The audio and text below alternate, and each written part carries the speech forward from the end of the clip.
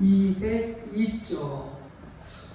우리가 지난 시간에 교회는 하나님의 성전입니다 라는 부분을 같이 살펴보았습니다.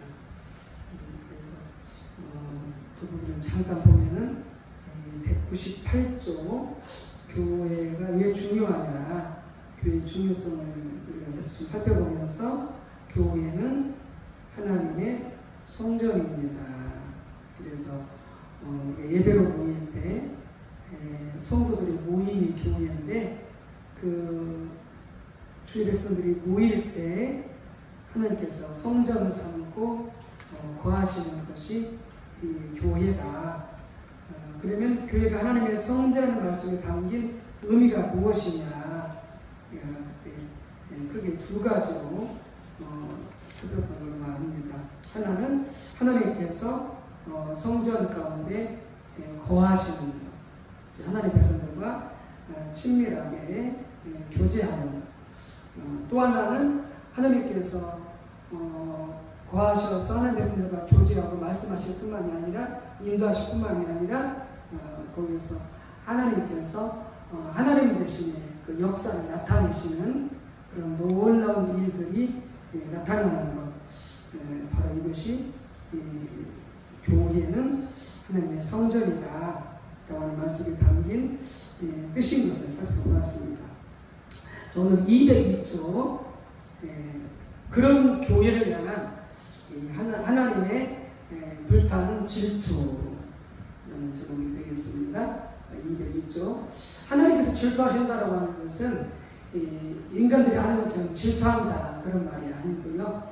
이건 다른 말로 바꾸면 하나님의 열심, 하나님의 열정, 그런 뜻이 되겠습니다.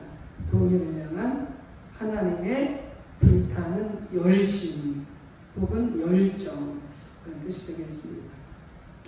보겠습니다. 교회를 향한 하나님의 질투를 살펴보면 교회가 하나님의 성전이라는 말 속에 담긴 의미를 더욱 선명하게 볼 수 있을 뿐 아니라 교회를 향한 하나님의 뜻, 그리고 오늘날 하나님의 교회가 어떠한 모습으로 회복되어야 할 것인지와 그것을 향한 하나님의 갈망 등을 선명하게 볼 수 있습니다. 그래서 교회가 하나님의 성전이다 하면서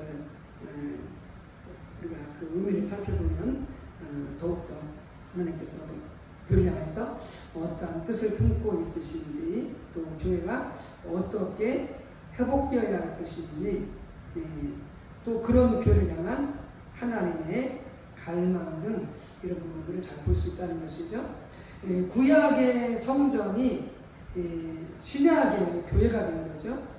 그래서 구약 성전에 대한 하나님의 열심을 보게 되어지면은 우리가 신약 교회에 대한 하나님의 열심도 우리가 연결을 지어서 살펴볼 수가 있겠죠. 그 부분을 잘 보시는 부분이 어디냐? 구약 성경 스가랴서입니다. 스가랴서 1장 12절을 읽고 다음 부분에 답하십시오 이렇게 되어 있거든요. 1장 12절, 1장 7절 말씀 같이 읽고 살펴보도록 하겠습니다. 오른쪽에 보게 되어지면은 1장 12절, 1장 7절 성경 말씀 같이 읽겠습니다. 1장 10절부터 같이 읽습니다. 여호와의 천사가 대답하여 이르되 만군의 여호와여, 여호와께서 언제까지 예루살렘과 유다 성읍들을 불쌍히 여기지 아니하시려 하나이까? 이를 노하신 지 70년이 되었나이다 하매. 또 1장 7절 다리오 왕 제2년 11째 달 곧 스바돌 24일에 이또의 손자 베레게의 아들 선지자 스가랴에게 여호와의 말씀이 임하니라. 아멘. 자, 그 202쪽에 보게 되시면은 첫 번째 그 질문을 보겠습니다. 하나님께서 이 말씀을 스가랴에게 주신 때가 언제입니까? 그러니까 스가랴서 전체 말씀을 언제 하나님께서 스가랴 선지자에게 주셨다는 거죠. 그게 이제 1장 7절에 나타나는데 거기 보면은 우리와 같이 지금 쓰는 그 양력으로 되어 있지 않기 때문에 이렇게 되어 있습니다. 다리오 왕 제2년 11째 달 곧 스바돌 24일 이렇게 되어 있는데 우리식으로 이제 날짜를 해와 연수와 달자를 표현하면은 서기전이라고 하는 것은 예수님이 태어나기 전 서기전 519년 2월 15일에 말씀하셨다라고 하는 것이죠. 자, 203쪽을 보겠습니다. 자, 이 구절은 그 당시까지 예루살렘과 유다를 향한 하나님의 진노가 거친 것으로 이해합니까? 아니면 아직 그렇지 않은 것으로 이해합니까? 자, 1장 11절에 이렇게 되어 있잖아요. 만군의 여호와여, 천사가 하나님을 묻는 거죠. 만군의 여호와여, 여호와께서 언제까지 예루살렘과 유다 성읍들을 불쌍히 여기지 아니하시려나이까? 이를 묘하신 지 70년이 되었나이다. 그 이스라엘 백성들이 바빌론 포로에서 돌아왔거든요. 해방되어서. 그래서 이제 하나님의 그 노하심이 끝난 줄 알았더니 고국에 돌아왔는데도 하나님의 노하심이 끝나지 않았다는 거죠.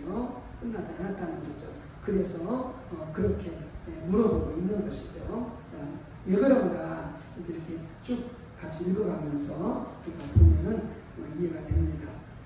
자, 먼저 이 말씀이 주어진 시점은 다리오 왕 제2년 11째 달 곧 스바돌 24일, 즉 서기전 519년 2월 15일입니다. 성경은 그 시점까지도 예루살렘과 유다를 향한, 즉 하나님 백성들을 향한 하나님의 진노가 아직 끝나지 않은 것으로 이해하고 있습니다. 이게 좀 우리가 쉽게 납득이 안 가죠. 왜냐하면 그들이 하나님의 죄를 짓고 바벨론 포로로 끌려가서 형벌을 받고 그 다음에 70년 만에 돌아왔으니까 하나님의 진노가 끝났을 것으로 이해가 되어지는데 끝나지 않은 것으로 그렇게 지금 말씀하고 있기 때문에, 자, 이 말의 의미를 이해하려면 이스라엘의 역사를 간단히 살펴보아야 합니다. 예루살렘을 포함한 남방 유다는 서기전 586년에 하나님의 심판을 받아 바벨론에 의해 멸망했습니다. 그러니까 예수님이 태어나기 전 586년에 남방 유다, 예루살렘을 포함해서 성전까지 포함해서 남방 유다가 하나님의 심판으로 멸망당했다는 거죠. 바벨론에게. 그러면서도 하나님은 그들이 70년 만에 다시 돌아오게 될 것이라고 예레미야를 통해서 약속하셨습니다. 형벌을 받고 돌아올 거라고 70년 만에. 그리고 서기 538년에, 그러니까 이때가 언제 되냐면 포로로 잡혀간 지 48년쯤 되는 때거든요. 538년에 바벨론을 정복한 페르시아의 고레스 왕은 그의 통치 원년에 유대인들로 하여금 예루살렘으로 돌아갈 수 있도록 다시 고국으로 해방시키는 거죠. 고국으로 돌아가라고. 그리고 가서 무너진 성전을 짓도록 허락하는 칙령을 내렸습니다. 하나님께서 이사야를 통해서 주신 예언이 그대로 성취된 것입니다. 그러니까 포로로 잡혀왔다가 다시 고국으로 돌아올 것을 말씀하셨는데 그 말씀이 성취되는 거죠. 그러자 수르바벨의 인도하에 수르바벨이 총독이 돼가지고 약 5만 명의 유대인들이 예루살렘으로 돌아왔습니다. 해방되어져서 돌아온 것이죠. 그리고 그들은 곧바로 성전을 지키게 됩니다. 예루살렘 성전, 무너진 성전을 지키기 시작했습니다. 2년 후 서기전 536년 나라가 망한 지 정확하게 50년 되던 해에 유다 백성들은 성전의 기초를 완성하고 크게 기뻐했습니다. 성전 건물을 지어가는데 이제 성전의 기초를 완성한 거죠. 그게 뭐냐면 이제 포로 잡혀간 지 50년 되던 해에. 그러나 유다 백성들의 성공은 그렇게 기초를 놓았는데 그 당시 이스라엘 땅에 살고 있었던 사마리아 사람들 또 주변 사람들 이방 사람들이 이 성전을 짓는 이스라엘 백성들에게 큰 두려움을 가져다 주었습니다. 방해하는 거죠. 못 짓게. 그건 왕을 반역한 행위라고 하면서 그들은 유다 백성들의 성전 짓는 일을 집중적으로 방해하기 시작했습니다. 결국 그들의 방해로 성전을 짓는 일은 중단되었고 무려 15년 이상의 세월이 흘렀습니다. 그러니까 바벨론 포로에서 돌아온 지 65년이 되기까지 성전을 못 치고 있었던 것이죠. 그러던 중 서기 521년에 다리오 왕이 즉위합니다. 오늘 본문 1장에 7절에 나와 있는 그 다리오 왕이 521년에 왕으로 이제 즉위하게 되는 거죠. 그리고 그 이듬해 서기 520년에 하나님의 말씀이 학개와 스가랴에게 처음으로 임하여서 유다 백성들에게 성전을 짓는 일에 힘쓰라고 촉구하기 시작합니다. 성전 짓다가 중단되어 버렸잖아요. 15년 동안 다리 왕이 즉위하고 나서 1년 후에 하나님 다시 학개와 선자에게 이스라엘 백성들에게 성전을 다시 지으라고 말씀을 하신 것이죠. 204쪽입니다. 이렇게 볼 때 하나님께서 스가랴에게 천사를 통해서 하나님 말씀을 주신 것은 유다 백성들이 바빌론 포로에서 돌아와 예루살렘에 정착한 지 무려 18년에서 19년이 지난 후였습니다. 18년에서 19년이 지난 후였습니다. 그런데 하나님은 그때까지도 유다 백성들이 하나님의 진노 가운데 있는 것으로 보고 있고 에레미야를 통해서 주신 하나님의 약속이 아직 성취되지 않은 것으로 보고 있었습니다. 그러니까 예루살렘에 정착한 지 18년에서 19년쯤 되었으니까 그들이 예루살렘에 돌아온 지가 바벨론 포로에서 48년 만에 돌아왔거든요. 48년 만에 돌아왔으면 거의 이제 66년, 67년쯤 됐을 때 하나님께서 성전을 다시 지으라 이렇게 말씀하신 것이죠. 근데 그때까지도 67년 될 때까지도 하나님의 진노가 아직 풀리지 않았다. 하나님의 약속이 즉 이스라엘이 아직도 회복되지 않은 것으로 보고 있다는 거죠.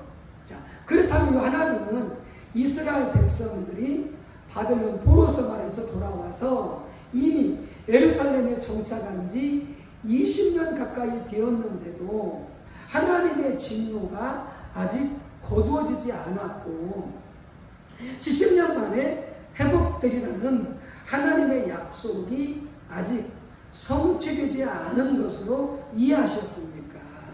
이미 몸은 돌아왔는데 해방돼서 돌아왔는데 아직 이스라엘이 회복이 안 됐다 이렇게 하나님 보고 있다는 거죠. 자, 그 이유는 왜 그러냐? 아직까지도 예루살렘 성전이 세워지지 않았기 때문에 그렇다는 거죠. 성전이 세워져야 이스라엘이 회복되는 것으로 본다는 거죠. 성전이 세워져야. 성전이 세워지지 않았기 때문에 아직 회복되지 않은 것으로 보고 있다는 거죠. 그리고 하나님은 학개와 스가랴를 보내서 예루살렘 성전을 지으라고 촉구하셨습니다. 이처럼 하나님은 성전의 회복, 성전을 건축해서 완성할 때 성전의 회복인데, 성전의 회복을 이스라엘 백성들의 회복으로 이해하셨습니다. 하나님은 그들이 아무리 정치적으로 회복되고 사회적으로 회복되었다 할지라도 하나님의 성전이 그들 가운데 회복되지 않으면 그들이 회복된 것으로 보지 않았습니다. 이 관점이 중요한 거죠. 자, 이스라엘 백성들이 바벨론 포로상으로 돌아왔어요. 예, 해방되었어요. 자유도 얻었어요. 나라도 회복되어졌어요. 정치적으로, 사회적으로. 그런데 하나님의 진노가 아직 풀리지 않은 것으로 보는 거죠. 아직 이스라엘이 회복되지 않은 것으로 보는 것이죠. 왜 그렇다고요? 아직 성전이 세워지지 않았기 때문에. 성전이 세워지지 않았기 때문에. 자, 204쪽입니다. 204쪽. 자, 두 번째 중간쯤에 하나님께서 돌아오시는 것과 성전이 세워지는 것이 연결되어 있습니다. 이게 중요해요. 하나님께서 돌아오시는 것과 어디로 돌아와요? 이스라엘 백성들 가운데. 하나님이 이스라엘 백성들 가운데 돌아오시는 것, 임재하시는 것과 성전이 세워지는 것이 연결되어 있다는 거예요. 그러니까 성전이 세워지지 않았으니까 뭐라고 하죠? 하나님께서 이스라엘 백성들 가운데 돌아오시지 않은 거죠. 그러니까 이스라엘 백성들이 회복이 안 된 거죠. 자, 두 번째 거기입니다. 그러면 하나님은 성전의 회복을 이스라엘 백성의 회복으로 이해하셨으니까 그것은 성전이 세워지는 것과 하나님께서 그들에게 돌아오시는 것이 연결되어 있었기 때문입니다. 이스라엘 백성들이 죄를 지어서 바벨론의 심판을 받아 멸망당할 그때에 하나님은 이스라엘 백성들을 떠나셨던 거죠. 이스라엘을 떠나셨던 거죠. 자, 그런데 이제는 이스라엘 백성들이 하나님께 돌아와야 되는 거죠. 떠나셨으니까 하나님께서 다시 이스라엘 백성들에게 돌아오셔야 되는 거죠. 바벨론 포로 생활이 끝나고 다시 복으로 돌아왔으니까. 근데 아직 안 돌아왔다는 거죠. 왜요? 성전이 안 세워졌기 때문에. 자, 그 다음 단락 보시기 바랍니다. 우선 하나님은 구약에서부터 성전 건물 그 자체에 관심이 있지 않으셨습니다. 하나님은 성전 건물 그 자체에 관심이 있지 않으셨습니다. 건물이 중요했다면 스가랴 시대에 그토록 초라한 건물을 짓도록 하지 않으셨을 것입니다. 예수님께서도 그 당시 엄청난 규모의 성전이 존재하고 있었고 그곳에서 참으로 성대한 제사가 드려지고 있었지만 그것에 대해서 관심이 없으셨습니다. 제자들이 그랬잖아요. 예수님 제자들한테 예수님 그랬잖아요. 예수님 저 성전을 보십시오. 얼마나 어마어마합니까? 그런데 예수님 뭐라고 하셨어요? 돌 위에 돌을 만지 않고 성전이 무너질 것이다. 이렇게 말씀하셨죠. 하나님은 성전, 그 건물 자체에서 관심이 없다는 거죠. 오히려 그 성전에 들어가셔서 채찍을 가지고 짐승들을 쫓아내시고 동전을 바꾸기 위한 탁자들을 뒤엎으셨습니다. 왜요? 이스라엘에게 하나님께 제사 드리고 예배 드리는 게 종교적인 습관으로 드리고 하나님의 진실로 믿지 않으니까 예수님께서 성전을 개혁한 거죠. 자, 성전이 중요했던 것은 그것이 하나님께서 하나님 백성들 가운데 임하셔서 거하시며 그들 가운데서 운행하시기 위한 수단이었기 때문입니다. 자, 그걸 에스겔서 1장 16절에 이렇게 말씀하죠. 그러므로 여호와가 이처럼 말하노라. 내가 불쌍히 여김으로 예루살렘에 돌아왔은즉 어디로요? 예루살렘 성전 가운데 백성들에 돌아왔은즉 내 집이 그 가운데 건축되리니 예루살렘 위에 먹줄이 처지리라. 만군의 여호와의 말이니라. 이렇게 말함으로써 그 집, 그 성전은 하나님께서 돌아오시기 위한 수단이다. 성전은 예수님께서, 아니 하나님께서 바로 그 성전에 거하시기 위한 수단이다. 왜? 그 성전 가운데 하나님을 예배하기 위해서 하나님의 성들이 모이니까 그 가운데 임재하시고 거하시고 말씀하시려고 성전이 수단으로 필요한 거죠. 수단으로 필요한 거죠. 주님 29장 42절에서 46절에 보게 되어지면 거기서도 처음부터 그것이 성전을 향한 하나님의 계획이었습니다. 성막을 지어놓고 거기서 번제를 드리게 하면서 제사를 드리게 하면서 그래서 뭐라고 말씀하시냐? 내가 그들 가운데 거하며 두루 다니며 그들에게 말씀하시며 인도하실 것이다 라고 말씀하시면서 성막을 왜 세웠는지 말씀하시죠. 성막을 세웠는지, 성막이 성전이니까 거기서 분명히 성막은 하나님이 거하시고 두루 운행하시고 거기에서 하나님의 성들을 인도하시기 위해서 성막이 수단으로 필요했던 거예요. 그러니까 하나님께서 성막의 성전에 다른 말로 하면 이스라엘 성들 가운데 돌아오시는 것과 성전이 세워지는 것이 연결되어 있다라는 거죠. 근데 아직 하나님이 돌아오시지 않았다는 거죠. 아직도 침묵 가운데 있다는 거죠. 왜요? 성전이 안 세워졌기 때문에. 안 세워졌기 때문에. 자, 세 번째 읽어보죠. 하나님께서 오시면 거기에 하나님의 생명이 넘칠 것입니다. 그래서 교회 가운데 하나님이 오셔야 되고, 가정은 하나님이 오셔야 되고, 사업장, 직장, 학교 모든 곳에 하나님이 오셔야 됩니다. 오셔야 됩니다. 그래 거기 뭐 넘친다고요? 하나님 생명이 넘치는 것이죠. 하나님께서 오셔서 하나님 백성들 가운데 거하시며 운행하시면 행하시면 거기에 하나님의 생명이 넘칩니다. 하나님만이 하실 수 있는 놀라운 일들이 나타납니다. 성경에 약속한 하나님께서 약속하신 일들이 일어나게 되어지는 거죠. 그게 하나님의 생명인 거죠. 사실 그것이 하나님께서 구약에서부터 성전을 그토록 중요하게 여기신 이유였다는 거죠. 성전 가운데, 다른 말하면 하나님의 성전 가운데 거하시고 운행하셔서 하나님의 생명 역사가 넘치게 나타나기를 원하시는 것이보다 하나님의 그게 목적이다. 하나님의 목적. 구약 때부터. 그리고 그것 때문에 성전을 중요하게 여기신다. 그러니까 성전 속에 백성들 가운데 하나님이 거하시지 않으면 하나님은 그 성전을 파괴하시다. 하나님의 백성들을 파괴하시다. 멸망시키시다. 예, 성전의 기능을 감당하지 못하게. 그래서 멸망을 당하고 심판을 받는 거죠. 하나님은 무엇보다 하나님의 백성들 가운데 거하기 원하셨고 또 그들 안에서 그리고 그들을 통해서 놀라운 일을 행하기 원하셨습니다. 자, 스가랴서 2장 10절의 시점들을 읽고 하나님께서 유다 백성들 가운데 오셔서 머무시면 그들 가운데 일어날 일들을 당신의 말로 써보시오. 같이 읽어보겠습니다.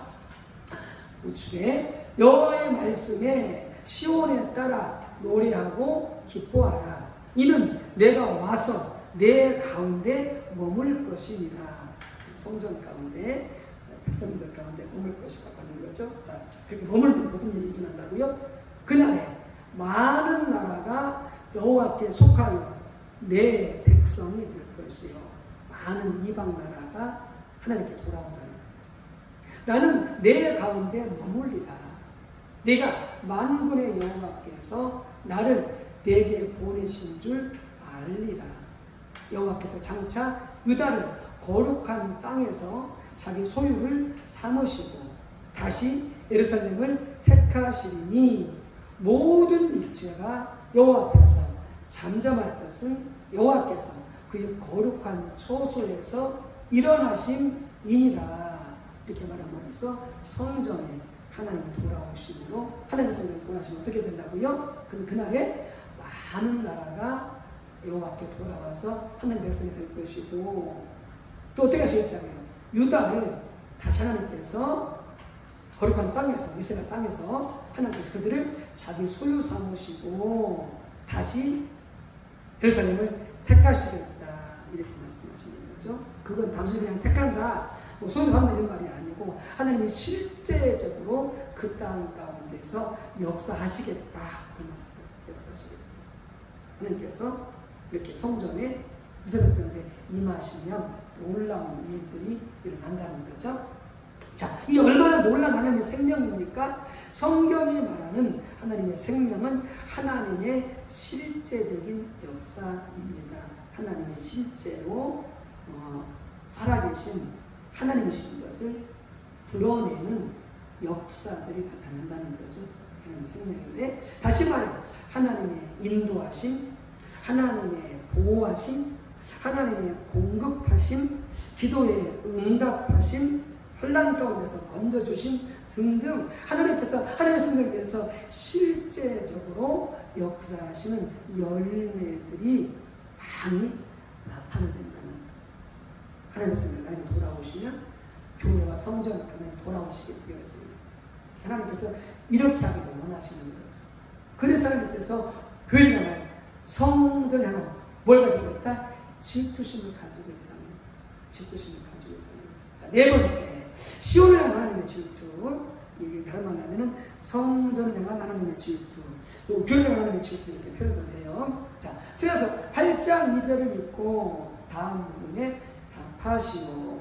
8장 2절 만군의 여호와가 이같이 말하노라 내가 시온을 위하여 크게 질투하며 그를 위하여 크게 분노함으로 질투하노라.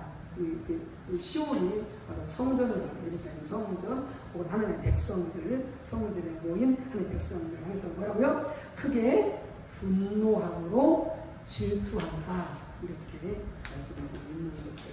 206조.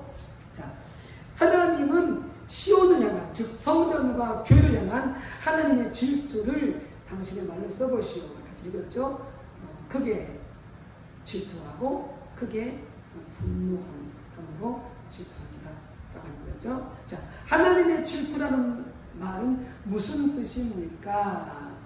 하나님의 질투라고 하는 것은 아까도 말씀드렸지만 사람들이 하는 것처럼 시기 질투하는 그 질투가 아니고 이건 죄죠. 시기 질투하는 것은 질투가 아니고 이건 뭐다? 하나님의 다른 말로 하면 열심, 하나님의 열정 이렇게 바꿀 수가 있겠어요. 하나님의 열심, 하나님의 열정. 그래서 하나님께서 하나님에게 소중한 것들, 하나님의 이름도 하나님께 소중할 것이고요. 삼위일체 하나님, 하나님의 이름, 하나님의 말씀, 예배, 하나님의 백성, 교회, 하나님의 역사 이런 모든 것들이 하나님께 소중한 것들이죠.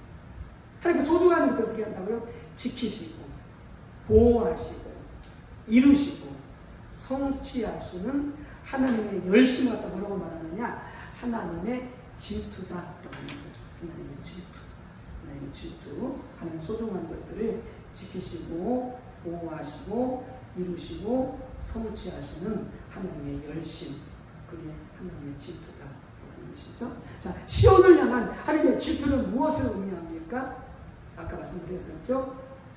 시온, 성전, 교회, 하나님의 백성들 가운데 하나님께서 거하시고 운행하시고 인도하시면서 하나님의 생명의 역사들이 넘치게 나타나기를 하나님은 질투하신다. 하나님 질투하신다. 그걸 질투하신다는 거죠. 그것에 대한 열심을 가지고 있으시다. 라고 하는 우리가 이 질투를 가지고 있어야 됩니다. 우리가 이 열심을 가지고 있어야 되는 것이죠. 자, 보십니다. 하나님은 시온을 위해 크게 분노함으로 질투하신다고 성경은 말하고 있습니다. 인간적인 질투는 죄입니다. 시기질투하면 안 돼요. 그건 죄입니다. 하나님은 죄는 그림자도 없는 분입니다. 하나님의 질투는 하나님에게 소중한 것들을 지키시고 보호하시고 이루시고 성취하시는 하나님의 열심을 말합니다. 예를 들어서 그런 주시겠죠. 하나님께서 구약 시대에 온 인류를 위해서 메시아를 보낼 것을 예언하십니다. 그래서 메시아를 보내기 위해서 온 인류를 구원하고 구속하시기 위해서 메시아 예수를 보내실 것을 예언하십니다. 그래서 뭐라고 말씀하시냐면 하나님께서 하나님의 질투로 메시아를 보내 온 인류를 구원하실 것을 하나님의 열심으로 이루겠다 이렇게 말씀하십니다. 하나님의 열심으로 이루시는 거죠. 예수님 이 땅에 보내셔서 동정녀 탄생하게 하시고 사역을 감당하시고 고난받게 십자가에 죽으시고 부활하게 하셔서 온 인류를 구속하시고 하나님을 주셨는데 그것을 누가 이루셨느냐? 하나님이 이루신 것이죠. 무엇으로? 하나님의 열심으로. 하나님의 열심은 막을 자가 없는 거죠. 우리가 이 열심을 가지고 주님을 섬기고 교회를 섬기고 가정을 섬기고 또 직장과 기업을 섬겨야 되는 거죠. 하나님께서 시온을 위하여 크게 분냄으로 질투하신다는 말은 그래서 성전이 지워지고 그래야 성전이 돌아올 수 있어서 하나님께서 유다 선들 가운데 오셔서 그들 가운데 거하시며 운행하심으로써 다시 예루살렘과 유다 즉 하나님의 백성들 가운데 하나님의 생명이 넘치기를 그렇게 질투하신다는 말입니다. 오늘날 교회 가운데 하나님이 이런 질투심을 가지고 있는 교회 가운데 하나님께서 오셔서 거하시고 운행하시고 친히 인도하시고 그래서 교회 가운데 하나님의 생명이 넘쳐나기를 하나님은 우리 교회를 바라보시면서 세상 모든 교회를 바라보시면 하나님 무엇이라도 질투하고 계시는 거죠. 하나님의 열심히 그렇게 세워지기를 원하시면서 역사하고 계시는 거죠. 그 주님만을 알아서 순종해야 되는 거죠. 그 다음 시온을 위한 하나님의 질투와 그것이 의미하는 바를 다른 곳에서도 볼 수 있지만 스가랴 1장 17절 2장 10절 13절 그것들을 가장 잘 보시는 구절은 스가랴서 8장입니다. 그래서 8장 1절에서 12절 18절에서 23절을 읽고 시온이 어떻게 되기를 즉 성전이 어떻게 되기를 하나님께서 그렇게 분냄으로써 질투하시는지 당신의 말로 써보십시오 이렇게 됐는데 8장 1절부터 12절 먼저 같이 교독하도록 하겠습니다. 기니까 제가 먼저 한 절 읽고 또 여러분들이 한 절 교독으로 읽도록 하겠습니다. 그래서 8장 1절부터 12절까지 만군의 여호와의 말씀 임하여 이르시되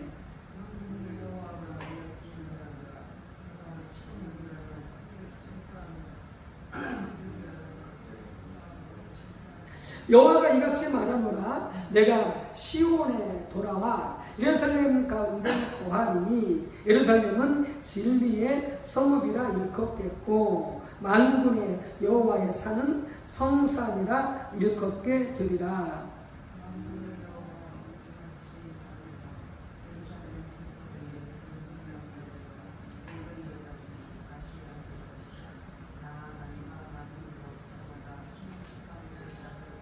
그 성읍 거리에 소년과 소녀들이 가득하여 거기서 뛰놀리라.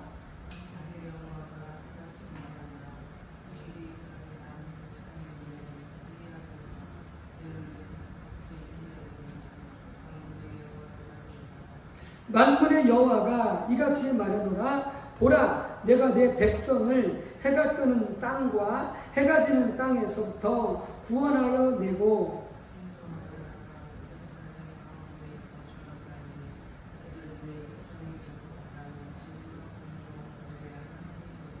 만군의 여호와가 이같이 말하노라 만군의 여호와의 집 곧 성전을 건축하려고 그 지대를 쌓던 날에 있었던 선지자들의 입의 말을 이 날에 듣는 너희는 손을 견고히 할지어다.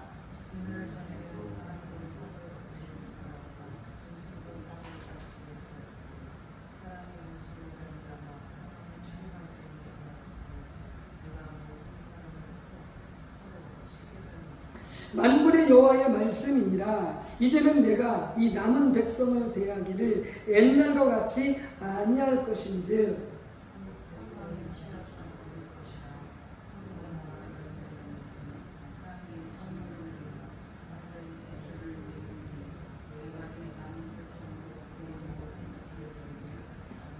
아멘. 또 18절에서 23절입니다. 우측에 만군의 여호와의 말씀이 내게 임하여 이르시되 만군의 여호와가 이같이 말하노라. 넷째 달의 금식과 다섯째 달의 금식과 일곱째 달의 금식과 열째 달의 금식이 변하여, 지금 말한 그 금식은 바벨론 보르상할 때 했던 그 슬픔의 금식이죠. 금식이 변하여 유다 족속에게 기쁨과 즐거움과 희락의 절기들이 되리니 오직 너희는 진리와 화평을 사랑할지니라.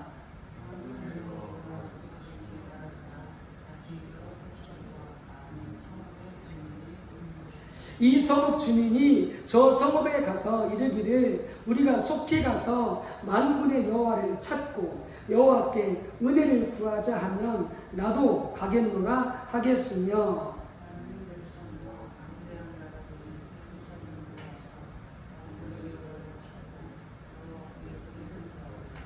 만군의 여호와가 이같이 말하노라. 그날에는 말이 다른 이방 백성 10명이 유다 사람 하나의 옷자락을 잡을 것이라. 곧 잡고 말하기를 하나님이 너희와 함께 하심을 들었나니 우리가 너희와 함께 가려 하노라 하리라 하시니라. 아멘. 그래서 여기 보면은 하나님이 하나님 백성들한테 돌아올 때, 시온과 성전에 돌아올 때에 얼마나 놀라운 일들이, 하나님의 생명 역사들이 나타나실 것인지를 잘 설명하고 있는 거죠. 설명하고 있는 거죠. 자, 207조. 206쪽도 가겠네요. 206쪽. 그 설명하고 질문 아래 보면서 설명하겠습니다. 하나님은 시온을 위해 크게 분노함으로 질투하신다고 성경은 말하고 있습니다. 인간적인 질투는 죄입니다. 하나님은 죄는 그림자도 없는 그림입니다. 그게 했던가요? 그게 했죠? 207조 가야 되겠네요. 207조. 207조. 자, 우선 두 구절 모두에서 하나님께서 예루살렘을 다시 택하실 것이라고 말씀하고 계신데, 1장 17절, 2장 10절에서 말씀하고 있고요. 같이 읽던 본문에서 그것을 생각할 수 있어요. 3절에 보면, 3절에 보면은 여호와가 이같이 말하노라. 내가 시온에 돌아와 예루살렘 가운데 거하리니. 이걸 보면서 다시 하나님께서 예루살렘을 다시 택하시는 것을 볼 수가 있고요. 22절 밑상에 보게 되어지면은 많은 백성과 강대한 나라들이 예루살렘으로 와서 만군 여호와를 찾고 여호와께 은혜를 구하리라 라고 말함으로써 하나님께서 예루살렘을 다시 택함으로 역사가 일어날 것을 말씀하고 있죠. 간접적으로도 거기서 볼 수가 있죠. 하나님께서 예루살렘을 다시 택하실 것이라고. 그 말의 의미 역시 단순한 신분적인 관계를 말하는 것이 아니라 하나님께서 오셔서 그 가운데 거하시며 그 가운데 운행하셔서 하나님의 놀라운 생명이 그곳에 넘치는 것을 의미하는 것이 명백합니다. 우리도 마찬가지예요. 내가 너를 택했다. 너가 내 백성이 내 자녀다. 라고 하는 말만 하면 뭐 하냐는 거예요. 신분만 가졌으면 뭐 하냐는 거예요. 실제로 하나님이 나와 함께 하시는 역사가 나타나야 된다. 나타나야 된다. 그게 뭐다? 그게 예수님을 택했다. 나를 택했다. 우리 교회를 택했다. 우리 가정을 택했다고 했을 때의 진짜 의미다. 라고 하는 거죠. 진짜 의미. 자, 하나님께서 예루살렘에 돌아와 그곳에 거하심으로 예루살렘이 어떤 성읍이 된다고요? 진리의 성읍이 됩니다. 거짓이 난무하고 폭력과 음란이 난무하고 살인과 강탈이 난무하고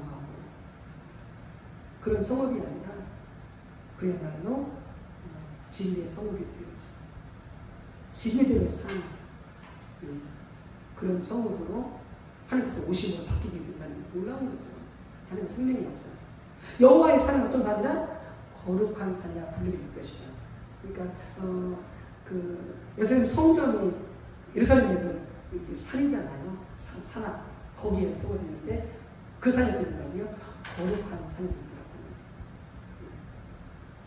우리가 앞에 살펴본 것처럼 거룩함만 하더라도 하나님께서 영광의 임재로 임하시고 우리의 존재가 그 앞에 설교편을 당할 때 그 임재를 우리가 경험하는 거죠. 하나님 임재, 영광 임재 앞에서 그럴 때 된다고요. 하나님의 기준과 뜻이 선명하게 우리에게 보여지고 그리고 그 앞에 비춰진 우리 자신의 모습이 보여지는 거죠. 하나님을 떠난 죄된 모습이 선명하게 보여지는 거죠. 그럴 때 진정한 회개가 중심부터 일어나게 되어지고 그리고 우리 다시 주님을 따라가게 되어지는데 그때 어떻게 됩니까? 우리가 주님의 형상을 닮아 변화되어지는 거룩하게 되어진다라는 거예요. 거룩하다고 하는 것이 술 안 먹고 담배 안 피우고 바람 안 피우니까 거룩하니 그게 아니고요. 이게 있어야 돼요. 하나님의 영광의 임재가 인식이 되어져야 돼요. 이게 인식이 되어져야 내가 거짓말했구나, 내가 믿음이 없구나, 내가 음란한 생각을 했구나, 내가 사기쳤구나 이것들이 보여지면서 회개하고 하나님께 돌아서는 그리고 주님을 따르게 됩니다. 그때에 거룩하게 되어지는 거죠. 뭘 하고 하지 않고 거룩한 게 아니고요. 이게 되어져야 부정한 것은 않게 되어지고 하나님이 기뻐하시는 것들을 행하여 살게 되어지는 거죠. 그때부터 된다고요. 거룩함이 이루어지는 이제 한마디로 뭐예요? 하나님이 우리에게 돌아오셔야 하나님의 임재가 회복이 되어져야 거룩함도 가능하게 되죠. 가능하게 되죠. 그러니까 우리가 남편이 변하고 아내가 변하고 또 성도가 변하고 목회자가 변하고 시부모님이 변하고 아무리 타령해봤자 조금도 움직이지 않습니다. 조금 움직이지 않습니다. 그 하나님의 백성들 가운데 하나님이 임재하시는 거예요. 하나님이 임재하시는 거예요. 그러면 스스로 깨달아요. 아, 내가 지금 잘못 살고 있구나. 내가 지금 잘못된 길로 가고 있구나. 깨닫고 돌이키게 된다는 거예요. 하나님의 임재가 있어요. 그렇지 않으면 된다고요? 그렇지 않으면 안 되는 거죠. 그러니까 돌아와야 거룩한 생활도 가능하게 된다고 하는 거죠. 자, 어떤 사람들은 예루살렘에 노인과 어린아이가 많은 것이 무슨 하나님의 생명이냐라고 반문할지 모르지만 그 당시 전쟁이 일어나면 가장 먼저 죽는 사람이 누구예요? 노약자입니다. 노인과 어린아이. 그런데 그들이 많다는 거예요. 왜요? 하나님께서 전쟁이 일어나지 않도록 그 나라를 지켜주심으로 장수하게 되어지고 어린아이들이 많게 되어지는 거죠. 지금 우리나라가 애들이 없잖아. 안 낳고요. 이게 뭐예요? 저주예요. 저주. 이게 잘 사는 게 아니에요. 잘 사는 게 아니에요. 저주예요. 저주. 아이들은 많이 생각하고 번성하고 많아요. 그게 하나님의 생명의 축복인 거죠. 근데 오늘 어떻게 해요? 세상 속에 음란은 가득하고요. 애 낳아서 버리고 죽이고요.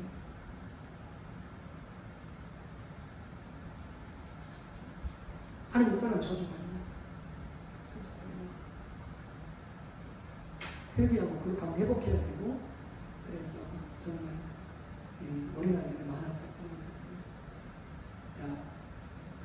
자, 그래서 8장 18절 23절은 잊기만 하고 그 하나하나가 감격이 되는 하나님의 약속입니다. 하나님은 먼저 바벨론 포로 상황에서 금식으로 점철되었던 괴로움이었죠.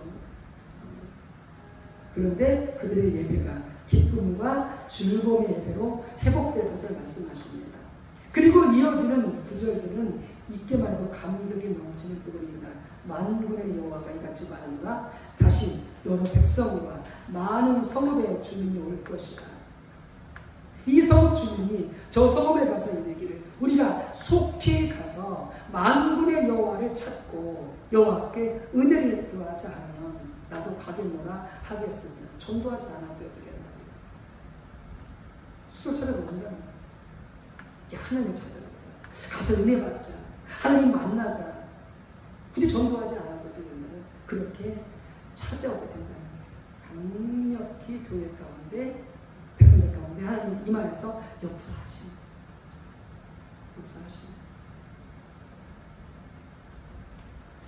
많은 백성과 강대한 나라들이 예루살렘으로 와서 만군의 여호와를 찾고 여호와께 은혜를 외국에서까지 가려고 된다는 거죠. 성전과 백성들 가운데 만군의 여호와가 이같이 말하노라. 그날에는 말이 다른 이방 백성 10명이 유다 사람 하나 일자를 붙잡고 지금은 실수로 말하는 우리 믿는 자들이 붙잡고 말하기를 하나님이 너희와 함께 하심을 들었나니 우리가 너희와 함께 가려 한다 하리라. 이런 것을 나타낸다. 그런 생명에서 인재에서 오늘의 교회가 이렇게 회복되어져야 합니다. 하나님 이렇게 회복되어지는 분다면 질투심을 가지고 일하고 계시고 역사하고 계신다. 우리가 그 주님과 수행하고 동참해야 된다라고 하는 것이죠. 네. 자, 5번 좀 빨리 오늘 바로 마치는 그냥 해봅시다. 맞출 수 있도록. 자, 5번 시온을 위한 하나님의 질투는 지금 이제 시온은 예루살렘 성전을 말하는 것이고요. 또 다른 시온을 위한 하나님의 질투는 백성들과 예루살렘을 위한 하나님의 질투입니다. 왜냐하면 고린도후서 6장에서 볼 수 있는 것처럼 신약의 교회가 구약에 나오는 하나님의 성전에 대한 약속이 성취되어 세워진 하나님의 성전이기 때문에 그렇습니다. 교회가 하나님의 성전이 된 거죠. 실제로 스가랴서도 예수님을 통해서 하나님의 성전, 교회가 세워질 것을 예언하고 있습니다. 스가랴서 6장 12절에서 15절까지. 자, 스가랴서 8장 20절에서 21절 다시 한번 읽으면서 10절, 그다음에 21절 거기 잠깐 읽어드리자면 만군의 여호와가 이와 같이 말하노라. 다시 여러 백성과 많은 성읍의 주민이 올 것이다. 이 성읍의 주민 참으로 심각하게 거기 밖에서 나와 있잖아요. 성전은 안 짓고 뭐였다고요? 자기 집 짓는 데만 가꿨고 아예 성전 지으려고 하지도 않고 중단해버린 상태에 있었던 자기 일에만 빨랐던 그걸 지금 말씀하고 있는 거죠. 하나님께 질투하고 계시는데 혹시 당신이 지금 그런 상태에 있지는 않습니까?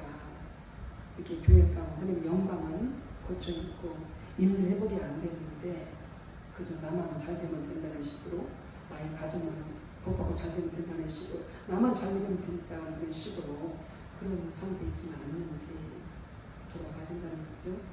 우리들에게 시온을 향한 질투가 부어져서 아멘. 그 하나님의 뜻이 위에서 교회는 어떤 의미에서 예배로 모일 때가 교회인 것을 살펴보았습니다. 우리 교회 예배로 모일 때에 그게 교회라고 했었죠. 그래서 하나님께서 신약의 교회에 의도하신 이 모든 일이란 주되게 일어나는 것이 어디냐. 자, 그 다음 이제 교회는 그리스도의 신부입니다.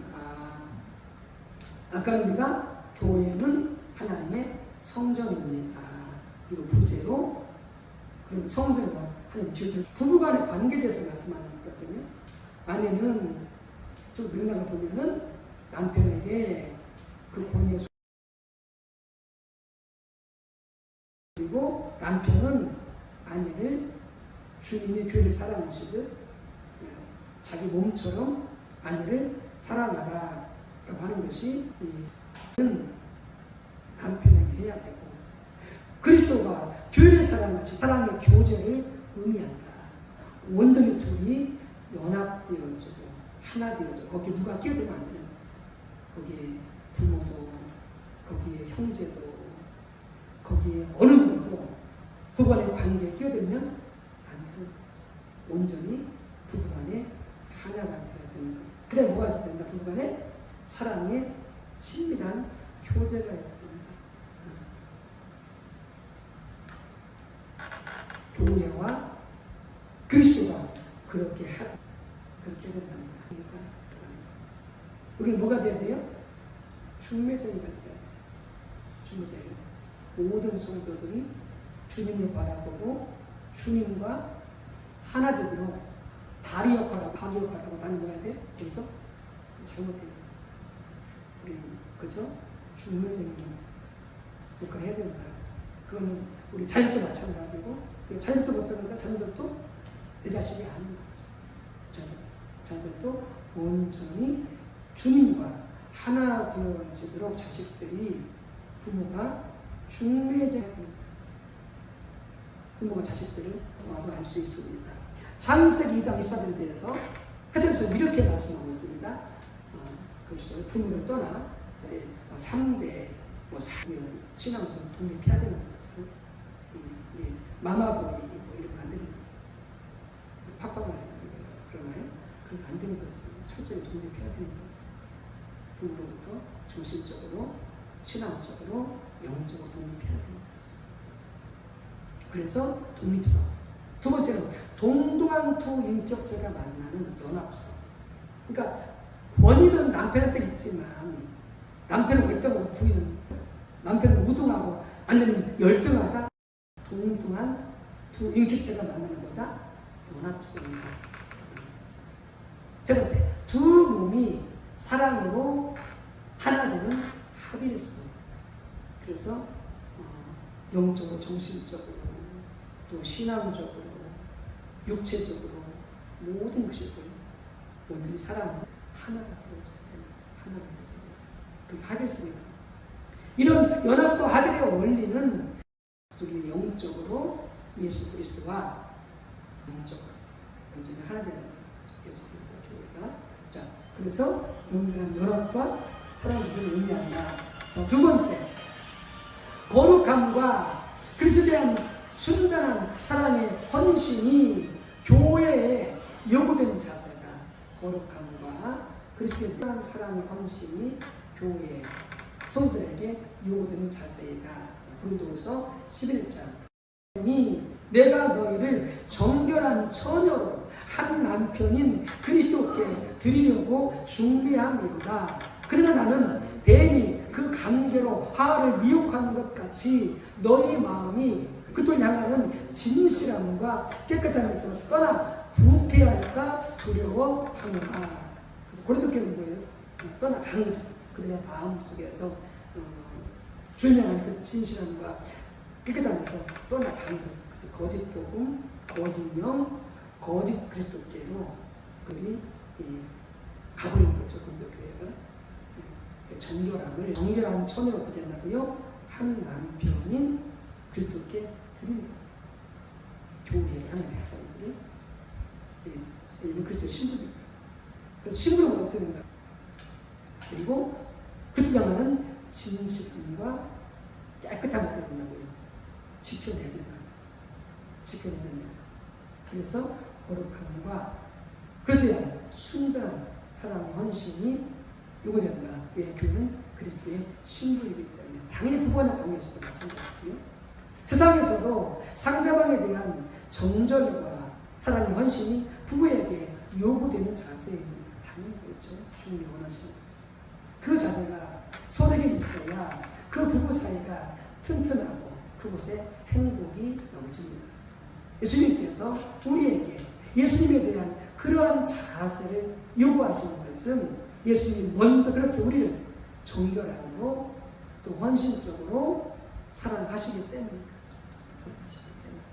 그래서 오늘날 교회가 하나님의 백성들이 거룩함과 주님을 향한 순전한 사랑 헌신이 요구된다. 다음 우리 마음속에 보는 우상이 들어앉으면 안 됩니다. 탐심, 각종 지향심과 지향줄과 해보았지만 하나님을 대적한 하나님 없는 모든 세속적인 가치와 삶의 방식 이런 것 우리 마음에서 다 회개하고 제거되어져야 돼요.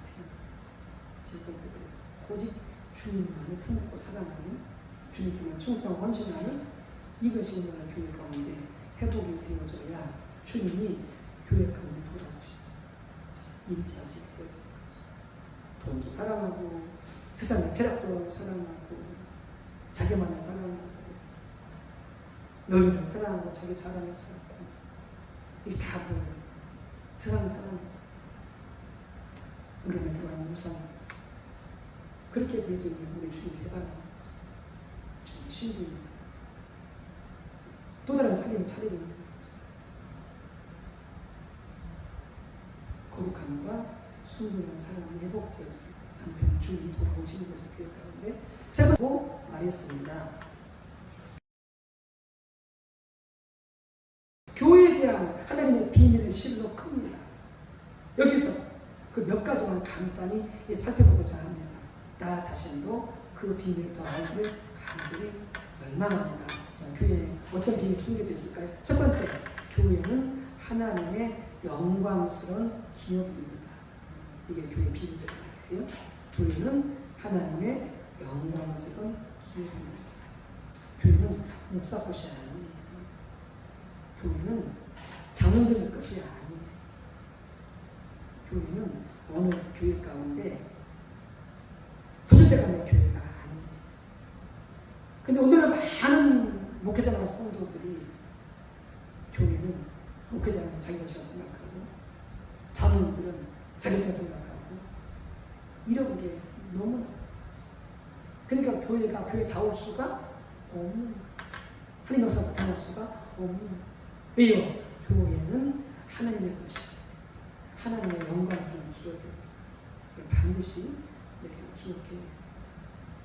자, 에베소 1장 11절에 의하면 교회는 하나님의 무엇이 되었습니까? 자, 같이 읽습니다. 모든 일을 그의 뜻에 결정대로 일하시는 이의 계획을 따라 우리가 애정을 입어 그 안에서 기업이 되었으니 그 안에서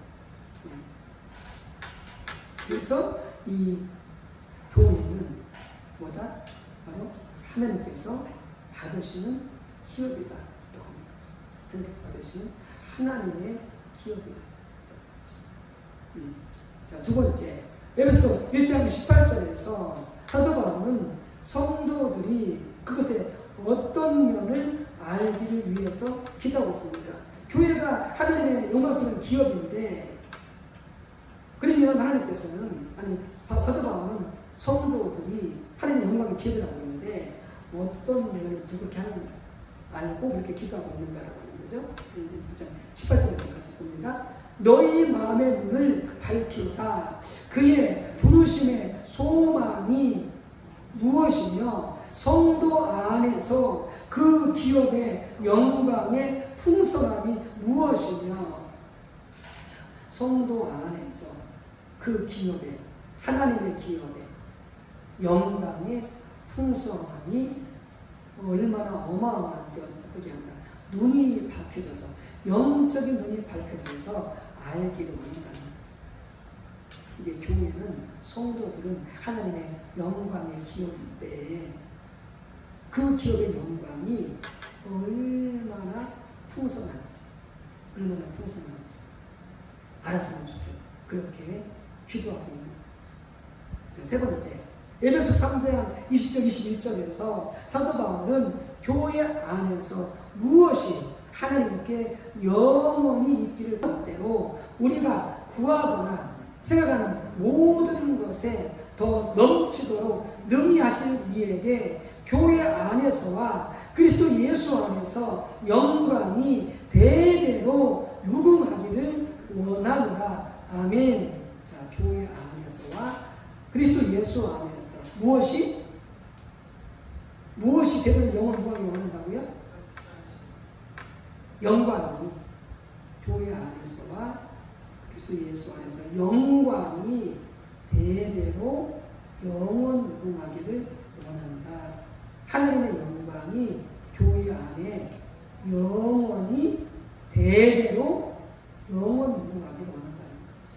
교회 안에 하나님의 영광이 충만하기, 하나님의 영광이 영원하기를 그리고 이곳에 하나님의 영광이 충만하고 하나님의 영광이 이곳에 넘치게 되지 어떻게 되겠어요? 아까 말씀드렸죠. 하나님의 생명이 넘치게 나타납니다.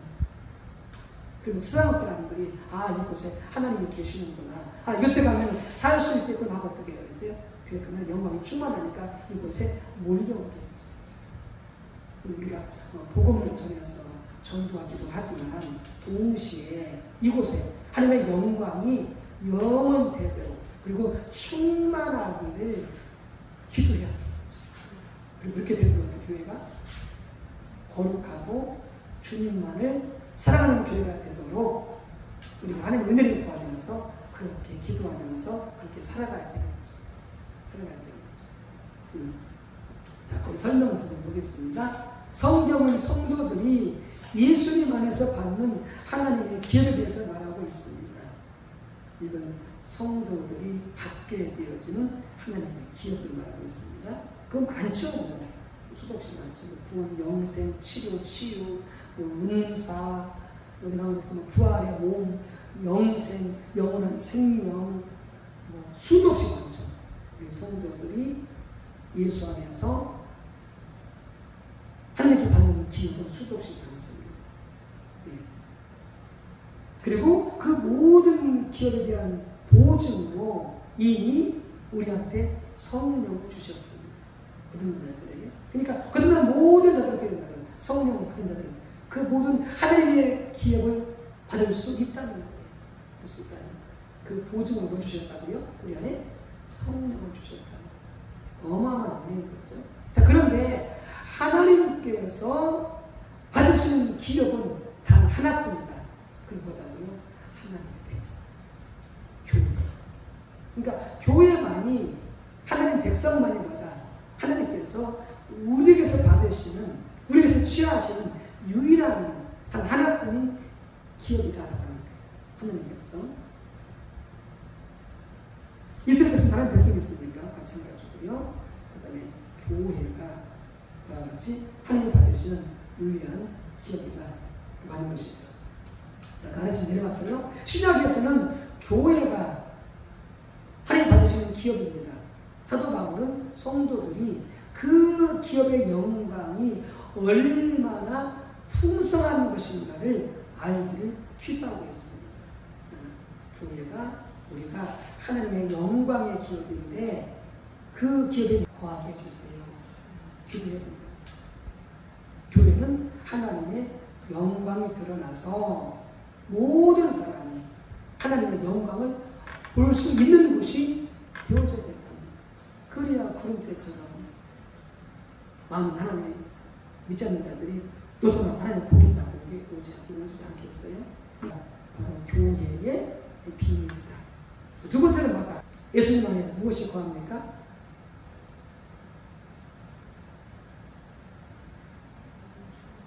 모든 충만. 하나님께서 예수님 안에 모든 충만이 거하게. 모든 충만. 예. 그 모든 충만이 뭐냐? 그래서 23절. 거기서 예수님을 어떻게 표현하고 있습니까?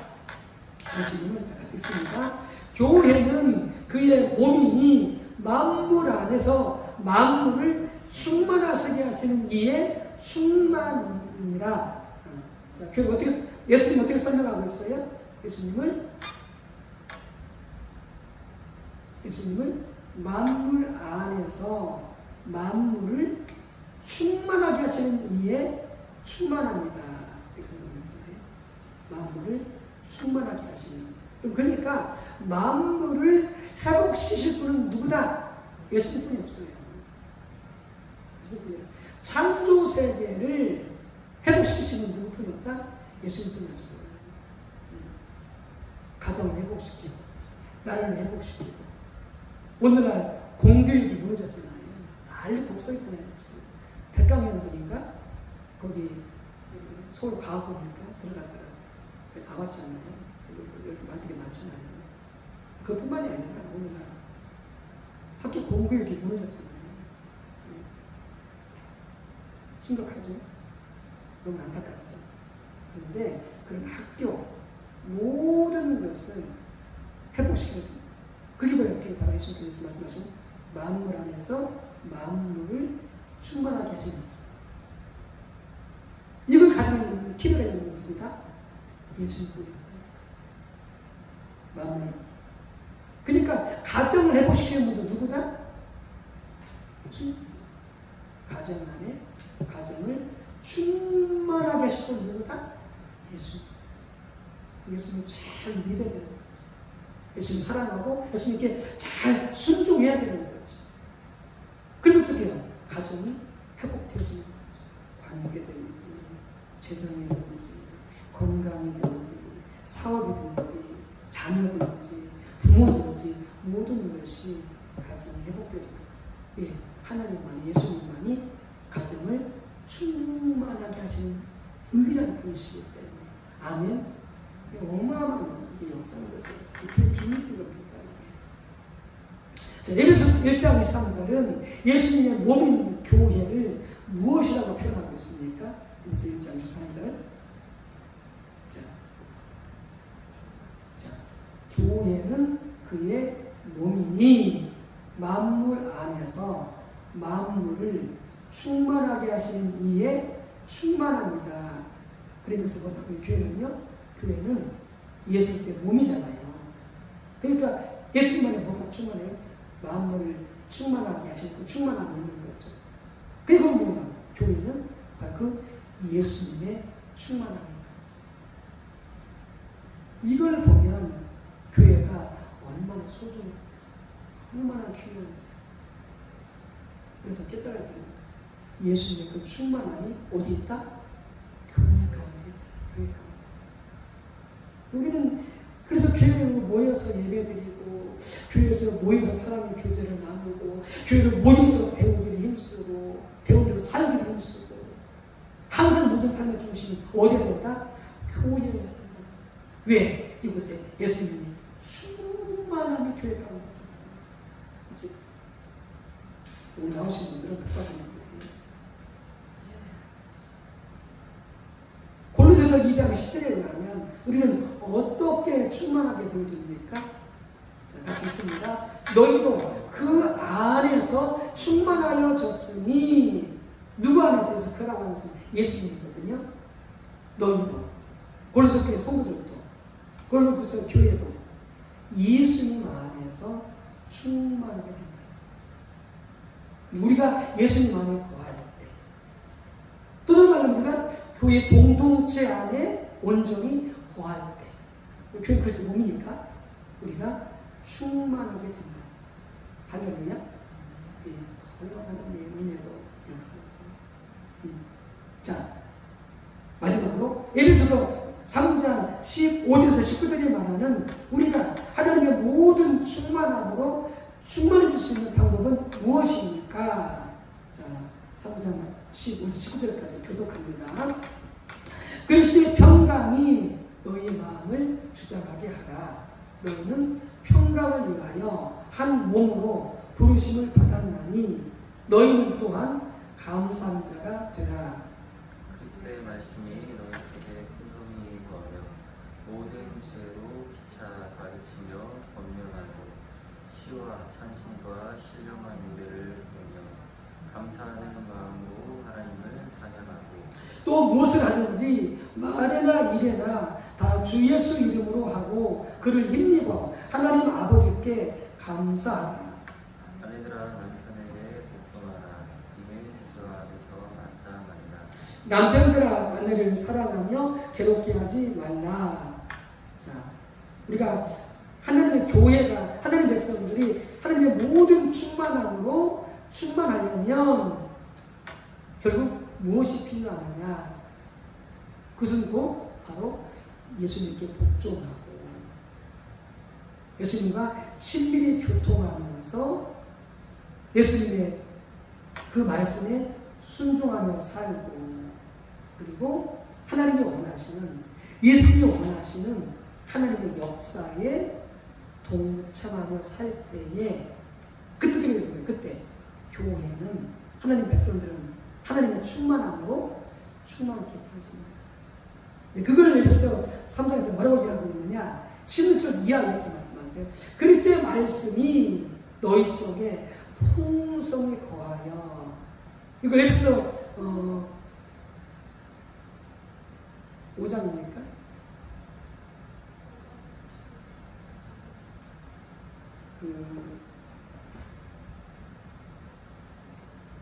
숫자들 말이 방탕한 것이니 오직 성령의 충만. 그 말씀하고 같은 이게 지금 맥락이거든요. 네, 그거 공부했었잖아요. 이게 지금 에베소서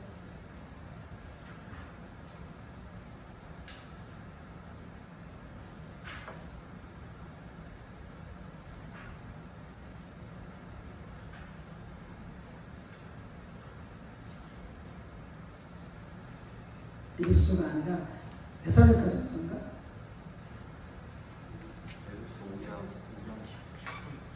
에베소에? 맞다. 에베소서 5장 18절 19절 그 이하에 있는 거죠. 술 취하지 말라. 이는 방탕한 것이니 오직 성령으로 충만함을 받으라 하면서 이제 그 이하 좀 나오잖아요. 그러니까 에베소 5장 이 18절에서는 오직 성령의 충만함을 받으라 이렇게 말씀하고 있는데, 여기서 뭐라고 말씀하고 있느냐? 그렇게 말씀이 너희 속에 풍성히 거하여 이렇게 말씀하고 있거든요.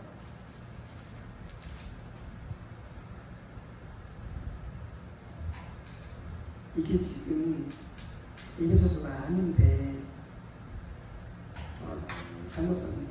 그러니까 에베소서가 아니라 이게요. 아까 에베소 5장 건 맞고요. 이게 지금 에베소서가 아니고 이게 데살로니가전서인가? 골로새서 아니고 골로새서. 잠깐만 수정해야 되는데. 골로새서 맞아요. 골로새서 이게 에베소 3장 15절 19절이 아니고 그 골로새 수정하세요. 골로새서 3장 15절에서 19절 이하 말씀이거든요. 그래서 좀 편좀 주시고요. 네. 에베소서 5장 3장 15절 19절이 아니라 골로새서예요. 그다음에 아까 이것과 관련된 구절이 에베소서 5장 아까 18절 이하. 네. 자, 그래서 뭐냐면은 그리스도의 말씀이 너희 속에 풍성히 거할 때, 혹은 성령으로 충만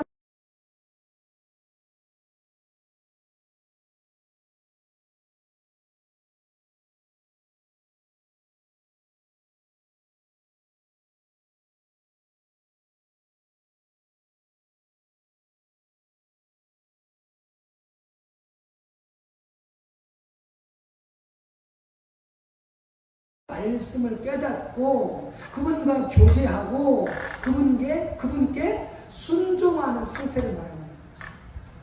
신기하세요. 그 상태가 되었을 때보다요, 하나님의 모든 충만으로 충만케 되어지는 거죠. 그리고 그렇게 되어진다면요, 시와 찬미와 신령한 노래들과 그다음에 감사와 그다음에 남편에게 복종하는 것과 또 남편들 아내를 사랑하는 것과 이런 것들이 열매로 나타나게 되어지는 거죠. 네. 자, 213조. 자, 마지막입니다. 자, 교회는 세상을 향한 하나님의 전진 기지입니다.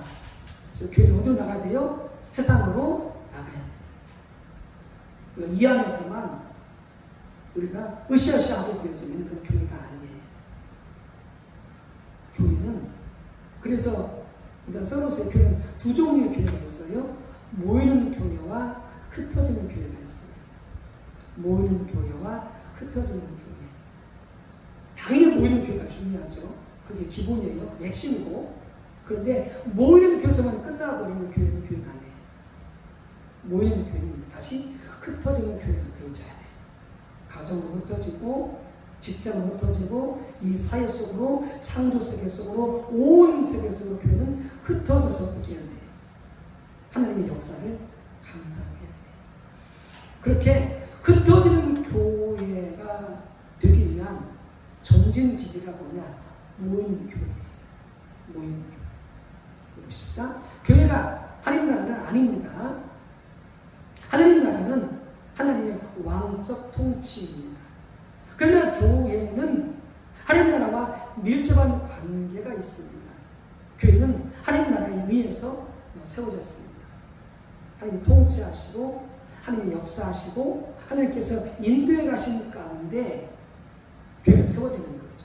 그러니까 이 교회도 원래 이동수 목사님과 사모님이 이 산막산에서 기도하다가 하나님의 음성을 듣고 무엇을 개척합니다. 본래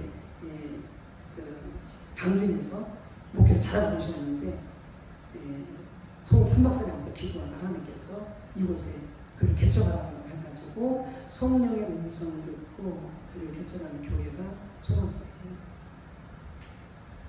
하나님이 세웠어요. 이동수 목사님이 세웠어요. 하나님이 세우시고 하나님의 통치 가운데 하나님이 지시하셨어요. 그러니까 교회는 하나님의 나라에서 세워집니다. 하나님 통치하셔서 교회가 세워집니다. 그러나 하나님 나라는 아닌 거죠. 교회가 하나님 나라는 어떻게 소개할까? 미움도 없어야 되고 교회가 분열도 없어야 되고 교회가 여러 가지 바람도 없어야 되고 근데 그게 아니잖아요.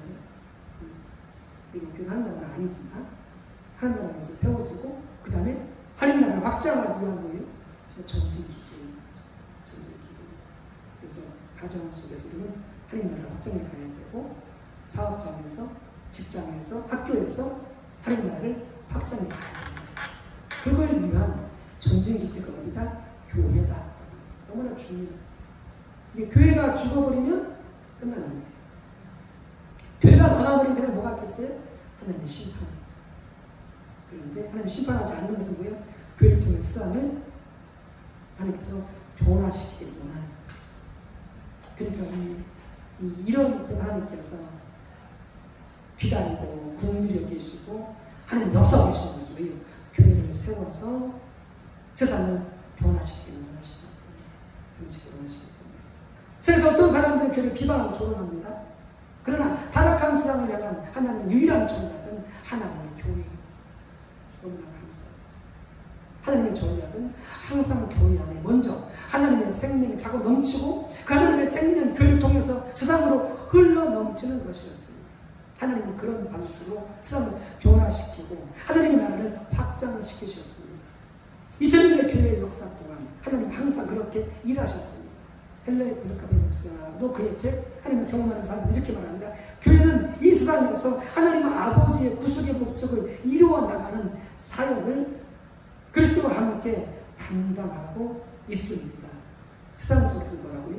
아버지의 구속을 영혼뿐만이 아니라 모든 사회문화 창조 세계까지 다 구속하기를 원하십니다. 우리는 하나님의 동역자인 것입니다. 당연히 이 일이 가능하기 위해 교회가 철저하게 하나님 중심적으로 세워져야 됩니다. 십자가 복음 위에 세워져야 됩니다. 성령의 주도권 안에 세워져야 됩니다. 모든 일은 그리스도의 지휘 아래 이루어져야 합니다. 모두가 주님의 음성을 들어야 되는 거죠. 성령의 음성을 들어야 되는 거죠. 그래야 주님의 지휘 아래 교회가 움직일 수 있겠죠. 그런 교회가 되는 걸 기도해야 됩니다. 특히 모든 성도들이 다 동참해야 합니다. 일부 성도들은 소위 하나님의 일은 사례비를 받는 목회자들이 하는 것이라고 저는 생각합니다. 그러나 목회자들의 가장 주된 임무는 성도들을 양육하고 훈련시켜서 동참하게 하는 거죠. 성경 나와 있는 에베소 나와 있는 것처럼. 그래서 성도들로 하여금 봉사일을 하게 하고 하나님 나라 일을 감당하도록 하는 것입니다. 이처럼 교회의 성격을 올바로 이해하면 교회가 얼마나 하나님의 노망인가를 우리는 잘 볼 수 있습니다. 하나님 얼마나 교회를 기대하시면서 바라보시면서 교회에 대한 하나님의 비전과 열망이 참으로 크십니다. 그 비전과 열망이 우리 속에도 넘치기를 간절히 소원합니다. 그리고 하나님의 교회가 그렇게 세워지도록 우리 모두 기도하고 헌신할 수 있기를 바랍니다. 아멘. 내 주의 나라와 주 계신 성전과 피를 사신 교회를 늘 사랑합니다. 아멘. 그래서 우리 교회가 지금 우리 표도 있습니다만은 그래서 선교적 교회가 바로 그거예요. 흩어지는 교회. 흩어지는 교회. 전 교인 선교사가 되어져서 흩어져서 복음을 전하며 하나님의 나라를 확장시키라는 일부만 하는 게 아니라 전 교인 선교사 되어져서 가정에서, 직장에서, 사업장에서, 또 공직 사회에서, 정치와 문화 모든 연예계에서 하나님 나라를 확장해 가잖아요. 선교사가 되어져서. 네. 그래서 지금 새롭게 선교에 속한 모든 교회들이 동일한 표를 가지고 이렇게 말씀을 나누고 또 성교적 교회가 세워지기 위해서 기도하고 있거든요. 그 포도나무 교회, 지금 유정 목사님이 성교 포도나무 교회의 그 지성전이 외국에도 있거든요. 밴쿠버, 미국에도 밴쿠버도 있는데 그 밴쿠버에 있는 그 지체의 간증이에요. 그 밴쿠버에 있는 그 밴쿠버에 있는 포도나무 교회는 포도나무 교회와 똑같이 예배드려요. 동영상으로 예배드리고 거기 송사님 있긴 합니다만 같이 합니다만 예배는 포도나무 교회 예배를 같이 드리는데 거기서 어떤 한 자매가 그 믿음을 가진 십자가 보고 이렇게 성교적 교회로 이렇게 세워지기를 원하는 그 기도하는 신앙생활하는 그런 자매인데 그 가정에 자녀가 4명 있어요. 4명 있는데 7살이 가장 큰 애고요. 그 다음에 지금 어린 아이가 있어요. 어린아이. 그러니까 얼마나 힘들겠어요. 남편은 직장생활하지 이 부인은 이 4명이나 되는 아이를 키워야 되지. 그 다음 캐나다에서. 그런데 그 교회에서 30분 떨어지는 거리에 집이 있었어요. 그 집이 있으면 하나님께서 교회 가까이로 이사하라고 했어요. 근데 교회 가까이로 이사하게 되어지면은 손해봐야 돼. 집을 팔아서 교회 가까이 이사하게 되어지면은 손해를 봐야 돼. 그러니까 사람들이 어떻게 그렇게 하게 되니까 이사가 왔으면 손해보면서까지 굳이 그렇게 교회 가까이 갈 필요가 있냐 이렇게 말하는 거죠. 그런데 이분들은 십자가 보고 세워진 신앙인들이기 때문에 뭐냐면은 성교적으로 추구하는 신앙인들이기 때문에 주님 말씀에 손해가면서 순종하는 거예요. 그래가지고 그 집을 팔고 교회 가까이에 집을 얻었어요. 그러면서 이제 애들을 키우는데 얼마나 힘들겠어요. 애들을 키우면서. 그때서 남편이 직장 끝나고 바로 와서 도와주는 것도 아니고 이러니까. 남편은 직장이 바쁘니까. 그런데 어느 날 하나님께서 이 자매한테 하나님께서 이렇게 말씀하시는 거예요. 내가 지금 이 아이들을 키우는 게 내 일에 동참하는 것이다. 이 아이들을 키우는 게 네가 지금 다음 세대를 세우는 일에 네가 동참하는 것이다. 말씀하시죠. 그 전까지는 애를 키우니까 얼마나 힘들겠어요. 그러니까 불평도 하고 원망도 하고 남편하고 씨름도 하고 막 그러는 거예요. 인간적으로 심리가 그렇죠. 근데 그 음성을 듣고 나서부터 아이를 키울 때 그렇게 감사해요. 내가 이 아이들을 키우는 게 하나님의 일에 동참하는구나. 하나님 나라에 동참하는구나. 하나님께서 쓰시고 하신 다음 세대를 세워가시는 것이구나. 그리고 뭐예요? 그 주부가 아이를 키우는 게 선교사님이 갑니다. 그러니까 어떤 생각이 드냐면 그 엄마가 아이의 똥기저귀를 가는 그렇게 감사해요. 똥기저귀를 가는 것도 그렇게 감사해요. 그들은 그렇게 힘들고 막 불평스럽고 원망스러운데 왜? 그게 하나님의 일, 하나님 나라의 일. 이게 바로 뭐라고요? 이게 흩어지는 교회입니다.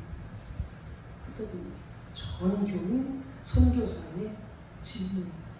그런데 이게 되려면 모이는 교회에서 함께 모여 예배하고 충만히 하나님의 영광을 경험하고 은혜를 경험하고 말씀을 경험해서 집으로 돌아가야만이 그 삶이 가능합니다. 가정에서도 예배드리고 기도하고 하나님 찾고, 그러나 무엇보다 교회를 모이기 힘쓰면서 예배드리고 기도하고 하나님 찾을 때에 하나님의 영광을 충만하게 경험하게 되어지고, 하나하나 모든 일들을 하나님의 관점에서 바라보고 하나님의 마음으로 감당하게 되죠. 그러니까 그 과정이 놀랍게 회복이 되는 거죠. 부부 간의 관계가, 부모 자식 간의 관계가 사랑이 넘치는 가정으로, 충만한 가정으로 회복이 되어지는 것이죠. 교회가, 우리가 모이는 교회로서, 흩어지는 교회로서 우리가 되는 교회에 정말 비밀을 알고 소중히 여기고 이 교회가 세워지도록 그렇게 기도하고 헌신하는 우리 모두가 다 되시기를 주님으로 축복합니다. 아멘.